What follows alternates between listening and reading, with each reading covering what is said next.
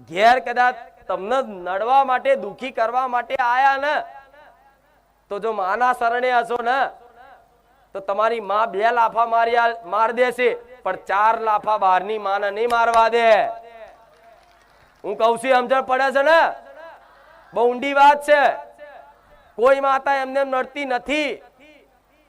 કોઈ મેરડી, કોઈ સધી, કોઈ સિકોતર, કોઈ ઝોપડી એમને નડતી નથી. કોઈ મસાણી એમને નડતી નથી. કોઈ કારકા એમને નડતી નથી. નડે ક્યારે? જ્યારે તમે કોઈ વ્યક્તિનો ગુનો કરો તારે દેવ નડે. આજ મને મેરડી માતાને હજારો ગારો બોલી જાય, હું મેરડી માતા દરિયા દિલ છું, ક્યારે કોઈ ના નડું. પણ જો મારા દીકરાને એક ગાર બોલો તો મારી આંખો લાલ થાય, જેમ કે મને મારો દીકરો વાલો છે. આ શું ખોટું? તે એવી રીતે કદાચ કોઈ માતાજીનું કોઈ નડતરે હોય, કોઈ હોય કે હા મેલડી માનું દુઃખ છે, તો મેલડી માનું દુઃખ આવ્યું કેમ? તો કદાચ તમે કોઈના હકનું લઈ લીધું હશે, કોઈનું પડાઈ લીધું હશે, કોઈને લાફો માર્યો હશે, કોઈની બજાર વચ્ચે આબરૂ લીધી હશે, કોઈની છેતરપિંડી કરી હશે, કોઈનો નેહાકો લીધો હશે, કોઈને નીચા દેખાડ્યા હશે, કોઈનો મજાક કર્યો હશે, કોઈનું દિલ તોડ્યું હશે. મૂળ કોકની આત્માને ઠેસ પહોંચે એવું કાર્ય તમે કર્યું હશે.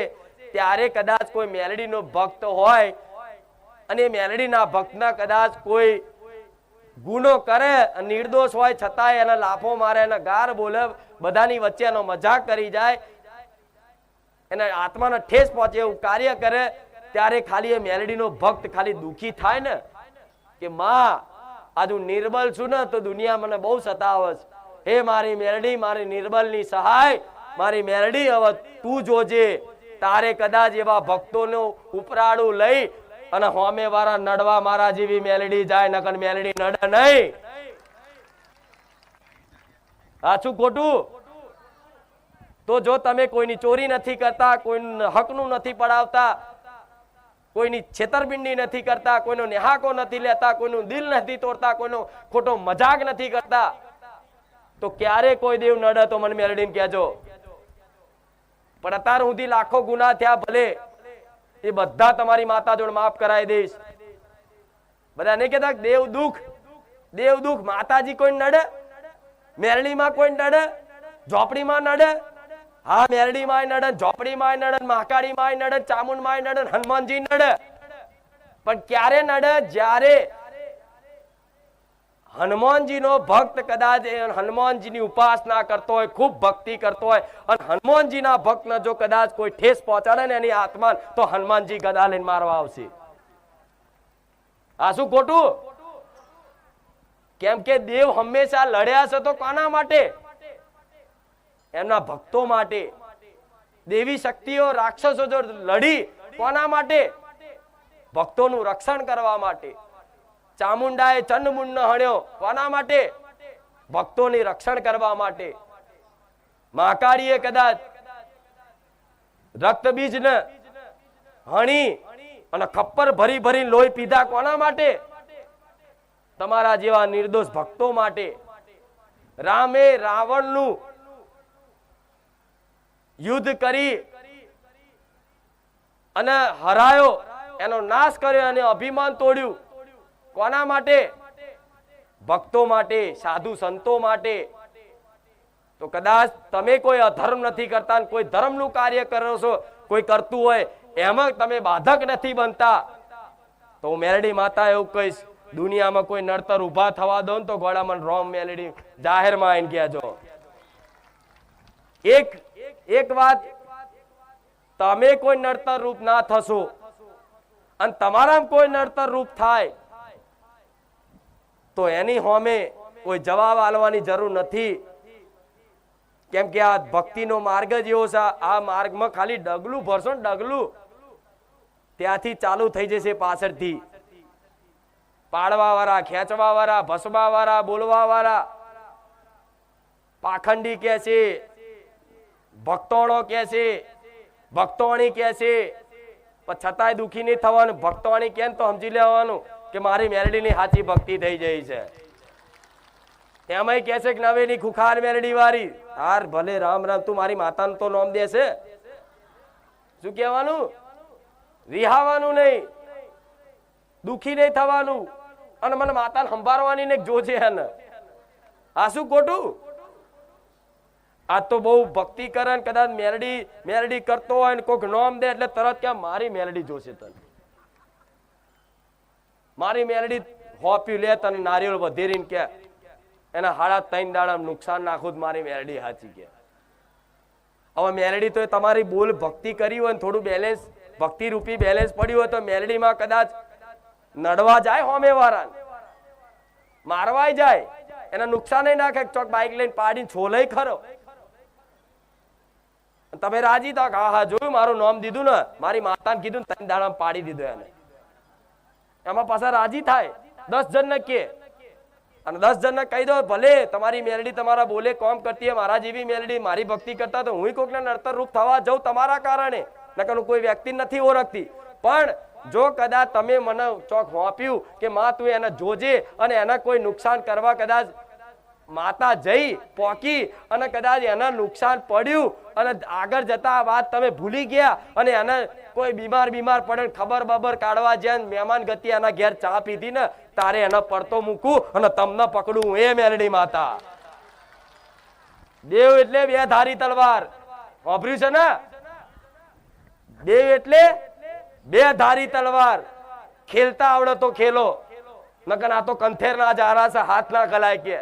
વાપર્યું છે ને? આવું અજ્ઞાની હોય ને એના માટે આ બધું લાગુ પડે. પણ મારા બન્યા છે તો દીકરાઓ કહીશ કે મેલડી ની ભક્તિ શું છે, મેલડી નો પ્રેમ છે શું છે, મારા ધામમાં ખબર પાડી દે આવી માતા શું. દેવ એટલે 2 ધારી તલવાર.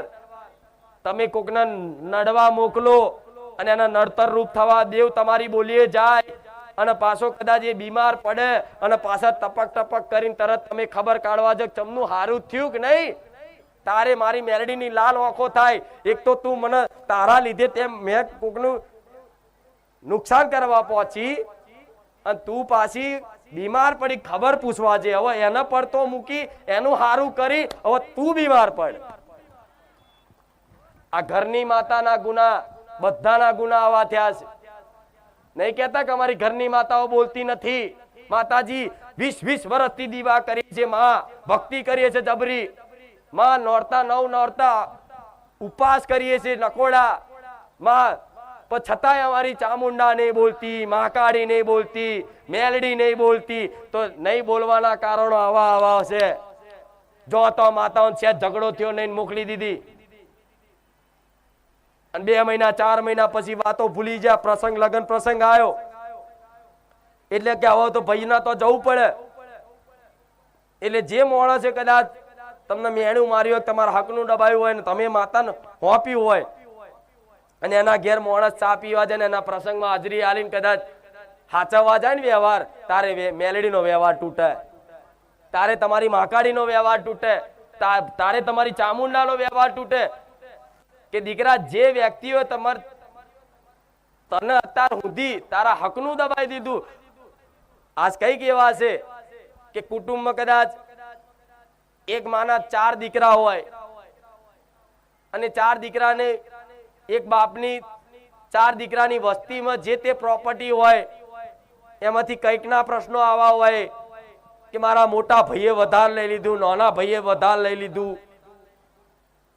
મને પ્રોપર્ટીથી છેતરપિંડી કરીને મને કાઢી મેલ્યો. તારે માણસો પેલા તો પંચાયત કરતા પણ હવે તો પંચાયતનો ભરોસો નહીં રહ્યો. અત્યારે તો પંચાયતમાં પૈસા ખાઈને ન્યાય ખોટો થાય, કદાચ કોર્ટમાં પૈસા ખવડાવો ન્યાય ખોટો થાય. ત્યારે આવો ન્યાય કરવા માટે મારા જેવી ન્યાયાધીશ મેલડી માં જોડે આવે કે માં આવા સાચો ન્યાય લાવે તો મારી મેલડી લાવે. તારે કદાચ એ ન્યાય મને હોપો ને તારે હું ન્યાય તમારો પક્ષ જોઈ અને ન્યાય કરવા જાઉં અને તમારા જે ભાઈ હોય એને નુકસાન નાખું કે ગમે તે રૂપે એને એવો મજબૂર કરી દો કે એને ખબર પડી જાય કે મારા ભાઈનું દબાયું અને અમને નડતર રૂપ થાય છે.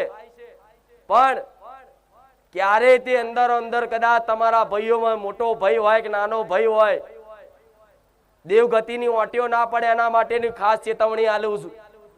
તમારા ગઈડે હોય આજ કર્યું ગોડાઓ એટલે તમારી માતાઓ તલવારના ધાર જેવી જીબાન ઉપર રહેવા વાળી માતાઓ આજ બધી કદાચ તમારા મઢમાં બેઠી બેઠી જોઈ રહેશે. નકર આજે તે ગમે તેવા મઢ થડા હોય ને એ હોકાટા કરે ગોડા હું મેરડી આવ બોલું. એ મઢના થડાએ હોકાટા કરે એવી પાવરફુલ માતાઓ દરેક પેઢીમાં, દરેક સમાજમાં, દરેક કુળમાં છે. ભાઈ તમારા વડવાઓની ગલતીના કારણે જ તમારા એ માતાઓ બધી બોલતી બંધ થઈ જઈ. પેલા જીબાનના પાકા રહેતા એમ કહી દે તારા ઘરનું પાણી ના પીવું તો ના પીવ, મરી જાય પણ ના પીવ. અને આજે તો માણસ બોલી જાય કે તારા ઘરનું પાણી નહીં પીવું ગુસ્સામાં, અને જો પીવું તો મારી મેરડીની સોગન, મારી મહાકાળીની સોગન. અને કદાચ મજબૂરી આવે ને અને ઘેર જઈને પાણી પીવા ને તારે મારી મેરડીની સોગન તૂટે ને તો મારા જેવી ભૂડી જગતમાં કોઈ ના થાય. કે શું સમજો તમે મને? દેવ છે ગોળા, કોઈ દી સાક્ષી ના રખાય, કોઈ દર સતની સોગંદ ના ખવાય. કઈક પેઢીમાં તો એવું જોયું છે કે દુખી થયાનું કારણ માતાઓ મોની અને કોડિયા ઊંધા પાડી દીધા કે મારી મેરડીનો દીવો ના કરું. હટ તમારી પેઢીઓમાં ધૂળ પડી ગોડાઓ. આ ચાલે? કેટલાય સોગંદ નહીં ખાધી મને બતાવો માતાજીની, ચામુંડ માની, મહાકાળી માની, બહુચર માની, જે જે દેવને માનતા હશે ને ફટ દઈને કદાચ સાચો સાબિત થવા ફટ દઈને સોગન ખાઈ લે. ખા મેરડી માના, મેરડી માના એટલે મેરડી માં એટલા સસ્તા છે? કેટલા તરત સોગન ખાઈ લો. તારે દેવને ખોટું લાગે, દેવને એટલે ખોટું લાગે કે દીકરા આમ તો તું મારી ભક્તિ કરે છે, તને મારી જૂઠી સોગન ખતા સેજ સંકોચ ના થયો, સેજ તને દુઃખ ના લાગ્યું? હા સાચો હોય તું તો જાહેરમાં મારી સોગન ખા, પણ ખોટો હોય છતાંય સોગન ખાઈશ તો શું માર નહીં જોતી હોય? તો કેટલા એવા બેઠા સોગન જુઠ્ઠી ખાધેલી, બોલો વાંગરી તો ઊંચી કરો. અહીં શેની શરમ રાખો છો? આ જોજો છે ને કેટલાય. તો આ ચૈતર ના દાડા ચાલે અમે રામનવમી મારા રોમ ને સાક્ષી રાખી એક નારિયેળ વધેરજો કે માં અત્યાર સુધી ભલે જુઠ્ઠી ખાચી જે સોગન ખાધી માં અજોણથી પોતાના હાચા સાબિત થવા માટે, પણ માં લે ખુખાર મેરડી માં કીધું તું અને આ વાત અમને સ્વીકાર કરી, કબૂલ કરી અને તારી સમક્ષ અમે માફી માંગીએ છીએ કે માં લે એક શ્રીફળ વધેરું છું અને એક નિવેદ આલું છું, 5 કિલો ચકલાન ચણ નાખું છું. આજ પછી માં હાચી જુઠ્ઠી સોગન તારી ક્યારેય નહીં ખાવ, માં માફ કરી દેજે.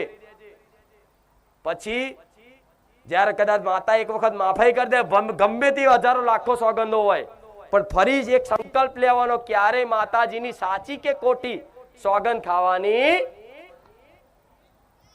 કોઈ કેમ કે મેરડી માં સોગંદ નહીં કહું ભાઈ તાર મોનવત આ શું ખોટું? એટલે આ બધી ઝીણી ઝીણી બાબતો લાગતી પણ ખરેખરમાં તમે કોશો પ્રશ્ન છે ને તમને રોજ દીવા કરીએ છે માં હારું નહીં થતું, હારું નહીં થતું, દેવની કૃપા અનુભવ નહીં થતી, ઘરમાં લક્ષ્મી નહીં ટકતી. તેનું કારણ શું છે?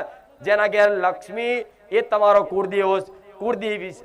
એ કુળદેવી જો કદાચ તમારી પર પ્રસન્ન રાજી હશે ને તો મહેનત, આમ કહું ને સાચી વાત, તો કહેશે કે ધનવાન કરોડપતિ બનવા માટે ખૂબ મહેનત કરવી પડે.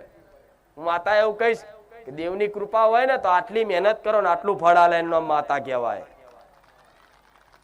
મહેનત તો કરવી જ જોઈએ, કર્તવ્ય તો પાલન કરવું જ જોઈએ, નોકરી ધંધો તો કરવાનો જ, પણ દેવની કૃપા થશે ને તો એ જ ધંધો, એ જ વેપાર, એ જ રોજગાર, એ જ નોકરીમાં તમને એવો ધીર દાડે દાડે લાભ થતો જશે ને આપે રૂપે રૂપે તમે આગળ પ્રગતિ કરતા થશો ને.